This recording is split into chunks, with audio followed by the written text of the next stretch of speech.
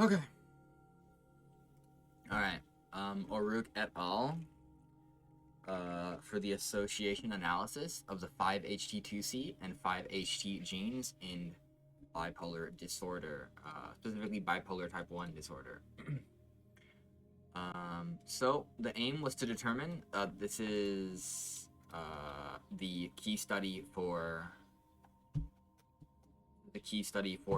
affective disorders, mood affective disorders. In the clinical psychology chapter for A levels. So, aim to determine whether the 5-HT2C and 5-HT genes, which are both associated with serotonin transmission, were more common in people with bipolar disorder versus people without. It was a correlational study, methodology. It's a correlational study comparing or investigating the relationship between the people who are diagnosed with a BD, bipolar disorder, and the presence of the 5-HT2C and 5-HT genes, specific alleles of these genes. Specific alleles of the 5-HT2C and 5-HT genes. We have a blood, they took a blood sample from those with a bipolar disorder diagnosis and from those without. The bipolar disorder diagnosis was confirmed via diagnostic interviews and hospital case notes.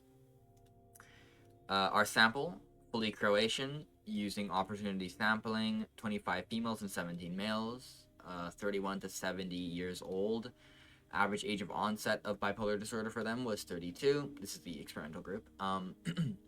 And medical records showed that 16 of the participants had at least one first-degree relative with a mood disorder. Then we have our age-matched control group, well, with no mental illnesses, 25 females, 15 males, almost exactly the same, opportunity sampling, and no first-degree relatives with mental illnesses. So these guys have no BD, these guys have BD. Procedure, blood samples were analyzed to see which alleles of the 5-HT2C and 5-HT genes they were carrying. Results. No significant difference in the specific polymorphisms of interest, like the specific alleles of interest here. No significant difference, though there were some sex differences in allele frequency, where specific alleles were more frequent in females with BD versus females without. I know it doesn't really make sense that they call it sex differences when it's just females. So I don't know. Anyways, conclusion. Neither gene appears to play a major role in vulnerability to BD. However, the study does suggest that females may be more vulnerable to changes in their serotonergic transmission. Yeah. As in, yeah, basically. In a way, more vulnerable to mood affective disorders. Mood/affective disorders. Evaluation. Last little bit here. Strength. Carefully assessed the diagnoses. The diagnoses were carefully assessed to make sure that the experimental group fit the criteria for BD type 1. Two experienced psychiatrists. Wow, I can't speak. Two experienced psychiatrists assess each participant using reliable Croatian questionnaires. This is important as BD1, bipolar disorder type 1, has many overlapping symptoms, which makes it hard to diagnose. Then as another strength, the findings strengthen the reliability of other studies, and they also replicate the findings of other studies, wherein there's no significant difference between BD type 1 and healthy participants in regard to the allele frequency for the 5-HT2C gene and the 5-HT gene.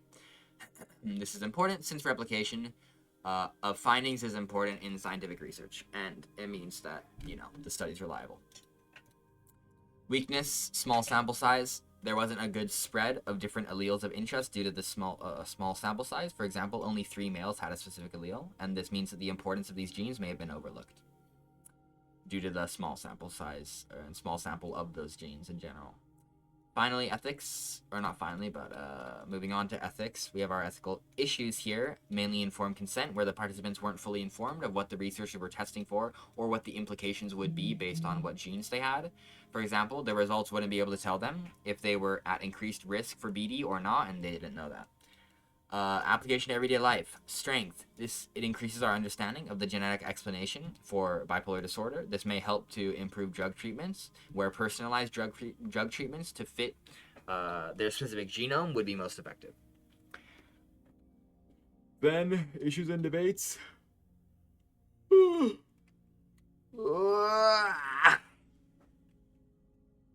Sorry, that was a big stretch. Issues and debates: reductionism versus holism.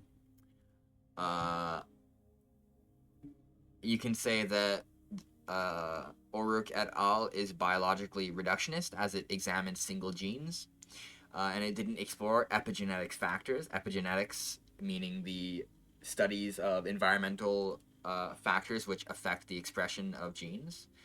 And so a more holistic investigation into the relationship between environment and genetics could help us further understand the genetic explanation of bipolar disorder.